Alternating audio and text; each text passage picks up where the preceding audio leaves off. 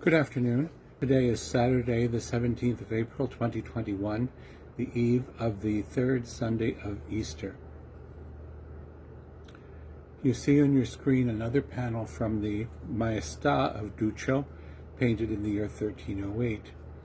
This is the apparition to the apostles on the Sea of Tiberias.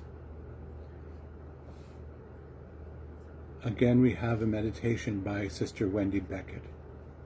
Every apparition of Jesus during the 40 days before the Ascension had a specific purpose. Perhaps we might have expected that one would take place by the seashore. We know for certain that at least a third of the apostles were fishermen, and apart from Matthew, the tax collector, nearly all of them may have been. When Jesus wants a metaphor for their vocation as his followers, he says he will make them fishers of people, and they seem to understand the relevance.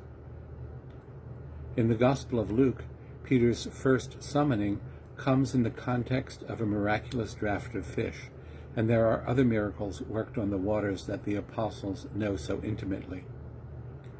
In the days of waiting to see what post-resurrection life will mean for them, the ever-impatient Peter turns to fishing, and his friends go with him. They fish all night and catch nothing. As the sun rises, a man on the shore, seen dimly through the morning mists, tells them where to throw the net. While they are struggling to deal with so enormous a haul, John, with the quick eyes of youth, says to Peter, "It is the Lord."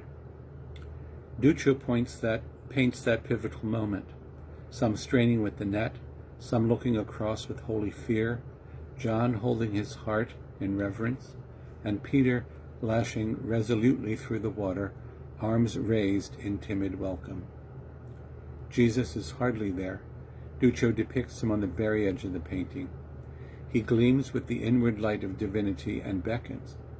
For all the freshness and beauty of its setting, Jesus has a cooked picnic breakfast for them. This is indeed a solemn encounter. Jesus wants to give Peter the chance to erase the memory of his threefold denial during the trial that led to Jesus' death. When Peter denied Jesus, he suddenly remembered that Jesus had told him this would happen. Peter, buoyed up by the emotional love, has stoutly affirmed total fidelity. Now here he is wiser. Here he knows his weakness. We are told that he wept bitterly over his failure to support his Lord, and Jesus wanted that bitterness transformed into humility. Remorse is a corrosive emotion, repentance one that heals. So Peter is asked 3 times whether he loves his Lord, and 3 times, with growing distress, he affirms his faith. Each time Jesus gives him a commandment, repeating with emphasis that it is Peter, despite all of his flaws, and who knows, even because of them, Peter is to be the pastor of Jesus' flock. The image has changed from fishing for men, one taken from a life they understand, to shepherding, a life that none of them seems to have experienced. Jesus adds a prophecy about martyrdom so that Peter knows exactly what he is being offered. Not glory, not lordship, but a slow and painful death. This is Jesus' last great attempt to teach the church to be a servant church, to see power as a grave responsibility, a crushing burden that the chosen shepherd is called to bear for the sake of the kingdom.